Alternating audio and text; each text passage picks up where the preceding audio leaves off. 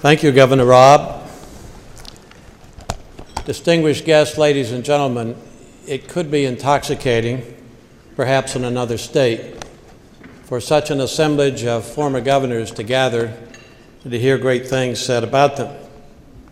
But in Virginia, a former Virginia governor, John Battle, once observed that there is nothing so ex as an ex-governor.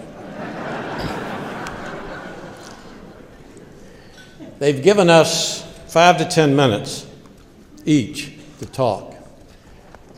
And while some may desire to hear more, that should be enough because, as Mark Twain once observed, being talked to death is a terrible way to go. And we've got a long way to go tonight. I am delighted to be here this evening in the company of my fellow chief executives, especially in the light of the goodness in the form of money that this assemblage confers upon the Sorensen Institute and its able leader, Bob Gibson. If tonight's fundraiser is successful, there's no telling where this could take us. It occurs to me that such a roadshow might raise more money for transportation than selling naming rights to our buildings, bridges, state parks, and the governor's mansion.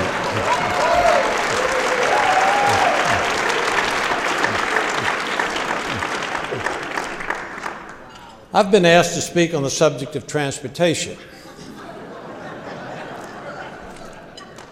and I will do the best I can. It was not my intention in life to be saddled with this responsibility forever and ever.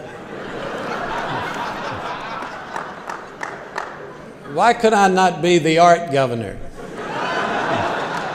or the happy governor? But roads it is, and roads it will be.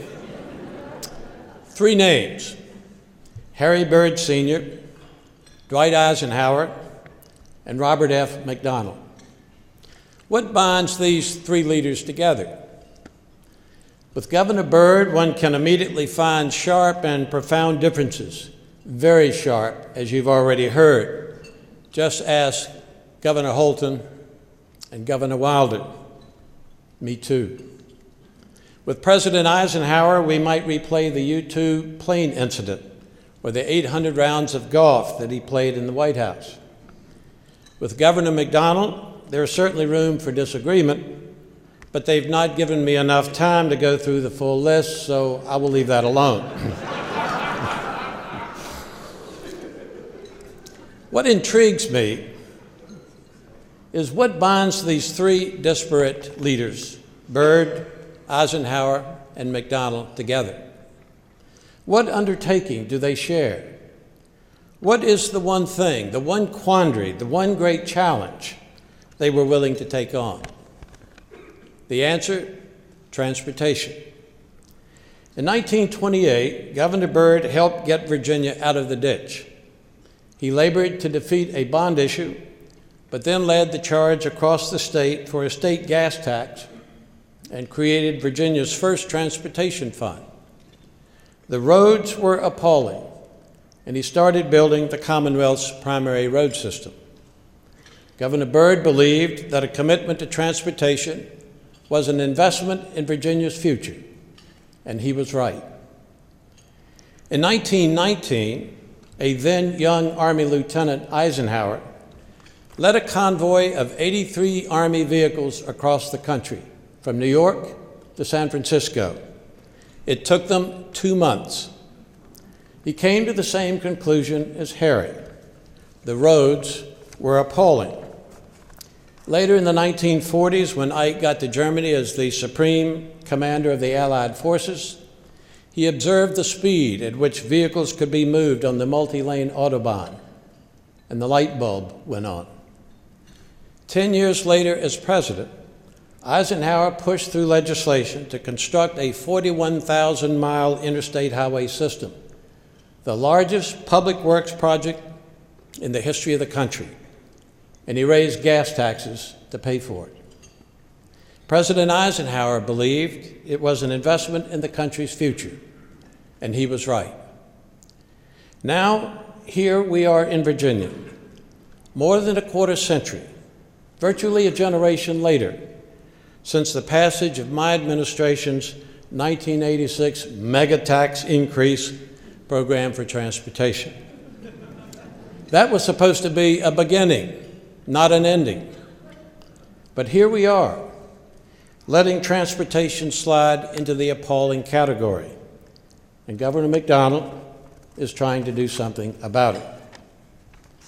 He has run into some headwinds, some from his party, some from mine. I received a note the other day, and here's what it said. Quote, "If Bob McDonnell gets his way, Virginia families and businesses will bear the burden of ever-increasing tolls." Well, number one, perhaps some have forgotten the heavy burden that a declining transportation system places on families, businesses, and the hopes of Virginia's economy. And number two, more to the point, someone forgot that I had proposed a few years ago in a letter to then Senator John Chichester a tolling proposal that was considerably more ambitious but cheaper per toll than the one that has now been under consideration. I sent the letter in response to Senator Chichester's legislative question about how Virginia could build roads in lieu of raising taxes. If not taxes, then tolls were a viable alternative, I suggested. Suffice it to say, that did not go very far. So we flash forward to the present proposal. And you know, I actually do understand what's going on here. One party is now playing the same game that the other party has played for years. It's called roads for free. Roads are not free. The Virginian Pilot reports a poll that people in Hampton Roads would prefer a regional sales tax for transportation. That's fine, but that was tried in 2002 and it went down in flames. The simple fact is that roads will not build themselves. We have been, as a Commonwealth, monumentally creative in our efforts to pretend otherwise. A quarter century of delusion. Let's face it, people do not like tolls. We discovered that with the Virginia Beach Expressway and the Richmond-Petersburg Turnpike. That's one of the reasons we took the path we did in 1986. But when all is said and done, roads are about procurement. You either pay for them or you don't. And if you don't pay for them with real money, you pay for the consequences, which in terms of lost economic opportunity and social decline can be painfully expensive later and self-destructive. That's where we are right now. VDOT told contractors the other day that failure to get our legislative act together would stop work on the state's highways come May 1st.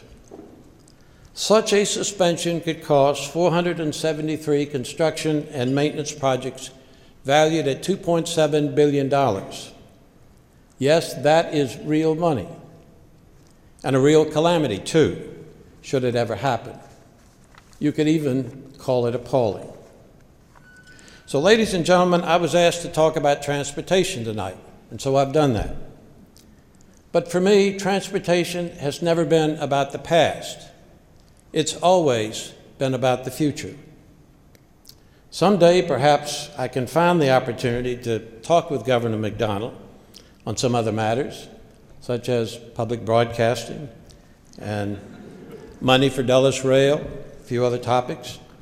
But right now, on the subject of transportation, Governor McDonnell has demonstrated his belief that a commitment to transportation is an investment in Virginia's future, as Governors Warner and Kane did before.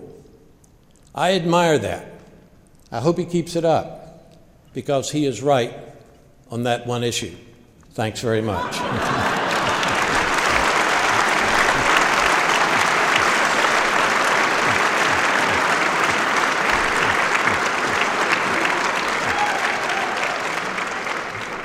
And now, ladies and gentlemen, let me introduce someone I've known a long time, long before either one of us had gray hair. Doug Wilder and I were friends and running mates in the 1970s when he was a candidate for the Senate of Virginia and I was running for the House of Delegates floater seat that covered all of Richmond and all of Henrico County.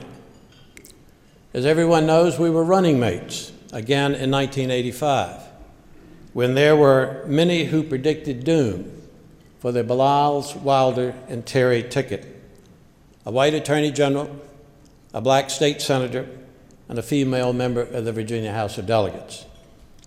We prevailed. And then in 1989, history was made in Virginia when the Lieutenant Governor Wilder was elected governor of Virginia, a truly historic event for the Commonwealth and for the country.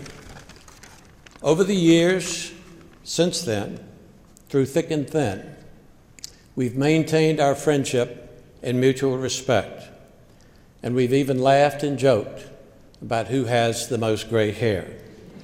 But gray hair or not, I like this man, and I'm pleased to introduce to you my friend and successor, the 66th Governor of Virginia, the Honorable Doug Wilder.